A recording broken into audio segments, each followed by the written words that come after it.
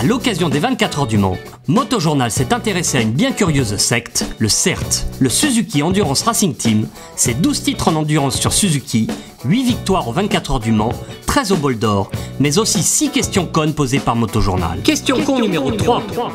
Tu joues contre Raymond pour 18 500 €. Dominique, je peux être petit mais aussi très grand. Voilà plus de 20 ans que j'officie aux côtés du plus grand petit monsieur de l'endurance. Je rigole une fois tous les 10 ans lorsque je pose par inadvertance ma main sur un échappement brûlant. Je suis capable de reconstruire une moto en 35 minutes, là où certains mettent 3 jours. Je suis...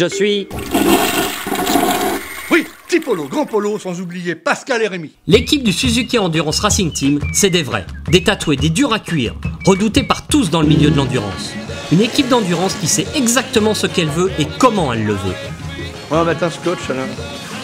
On va regarder ici, on va regarder le niveau d'huile et puis on va baisser un petit peu l'assiette.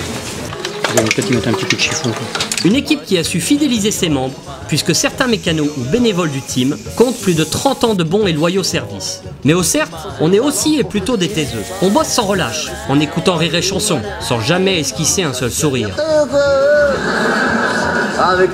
Un supplice qu'aucun autre être humain ne pourrait supporter. Ça n'empêche pas non plus de savoir vivre, hein.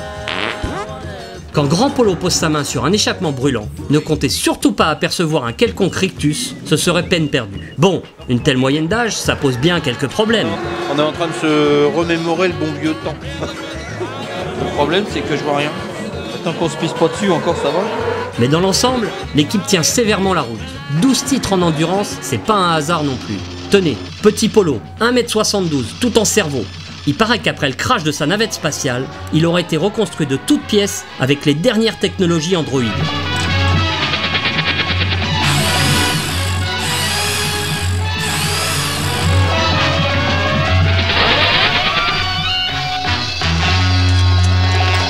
L'imperfection le fait rêver. C'est même ce qui fait le sel de son métier. Moi je m'occupe de tout ce qui est châssis, donc avec Pascal. Donc nous sur l'atelier on fonctionne un petit peu, il y en a un qui s'occupe de la partie avant, l'autre de la partie arrière. Sur les circuits donc nous s'occupe un petit peu aussi tous les deux de la mise au point des motos. Et tu pars de la moto stock et puis en fait tu ajustes tout, tu refais tes montages, tes araignées, tu refais tes arrières, tu pars de tout en fait, une moto d'origine, tu fais une moto de course, c'est intéressant. Petit Polo est au CERT depuis 1982, une année bénie des dieux. Bon, ton meilleur souvenir avec Mélia je crois que le CERT c'est le Mans 82. Première comme course, ça, direct. Première victoire. Ouais. Ah ouais. Après, ce serait Suzuka 83. Pourquoi? Gagner Suzuka, c'est quand même quelque chose de très grand, quoi. Ouais. Ton pire souvenir? Le pire. Il y en a forcément. Forcément. La fois où tu t'engueules avec chef, quoi. Parce que c'est une tête de nœud. On a eu un bol d'or, je veux même plus me rappeler l'année où on a fait qu'une heure, on avait cassé. Bon, ça c'est des mauvais souvenirs. Ouais. Il y a aussi Grand Polo. His mission à lui, c'est de remonter l'élastique des moteurs avec sa grande clé. Pour que pendant la course, ces moteurs, ils soient les plus rapides. Un truc super hyper délicat, vu que l'élastique, il peut casser à tout moment. Grand Polo, il fait un peu penser à Bernardo dans Zorro. Jamais un silence plus haut que l'autre, la parole, il la prend que quand c'est urgent et vital.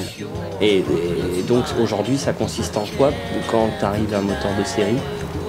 Quand tu arrives à un moteur de série, déjà tu démontes tout. Enfin, généralement, tu en as 3 ou 4, tu démontes tout, tu essayes de faire un peu un panachage de pièces pour arriver au meilleur résultat et puis de remonter ça en essayant de ne faire aucune erreur qui pourrait être fatale. Il n'y a pas de boulot d'ajustage aujourd'hui Beaucoup moins qu'à l'époque des 750. Quoi. Ouais. Beaucoup moins. J'ai l'impression que tu le définis comme un assembleur de pièces, point barre. En gros, c'est ça. De toute façon, déjà, le règlement au niveau d'un moteur, c'est vite réglé, quoi, je veux dire, puisque c'est standard. Donc après, si tu as envie, tu joues un peu avec la culasse, tu changes des arbres éventuellement, tu fais des calages, tu essayes des pots, tu travailles un peu sur l'injection. Mais c'est plus du tout un moteur d'usine, ça n'a rien à voir. Enfin, il y a Rémi, qui a toujours les doigts dans la prise pour surveiller l'acquisition de données, et Pascal, un autre grand timide. T'as 20 ans de vaisselle, c'est pas trop dur? Si justement, ça fait un peu long, je te confirme. Il n'y a pas moyen d'évoluer, de faire autre chose que la plonge. C'est ça, quand t'as deux anciens qui sont trop anciens dans la boîte, du coup tu fais la vaisselle. Il y a moyen de les bousculer, de leur faire un croche-patte. Il n'y a pas d'escalier chez vous, c'est un peu con. En plus, donc non, vaisselle. Je la fais pas chez moi, je te rassure. Bon, en fait, t'es un peu modeste, c'est quand même. Je crois que tu t'occupes d'autre chose que de faire de la vaisselle, non? Je les suis. Vous l'aurez compris, l'endurance rend terriblement humble et modeste. Sans compter qu'au CERT, les individualismes s'effacent au profit de la notion d'équipe. C'est une équipe, si tu veux, l'endurance. C'est une équipe de gens que tu as vus, là, ces derniers temps, qui sont 4 ou 5. Mais derrière ces gens qui sont 4 ou 5, tu en as une quinzaine, si tu veux, qui sont avec moi au niveau du bénévolat, mais avec moi depuis 30 ans. Ça ne peut se jouer que si tu as une équipe forte derrière. Et cette équipe, si elle reste avec moi, bah oui, ça me fait plaisir et j'y retrouve plein de choses profondes, si tu veux, et voilà. Free.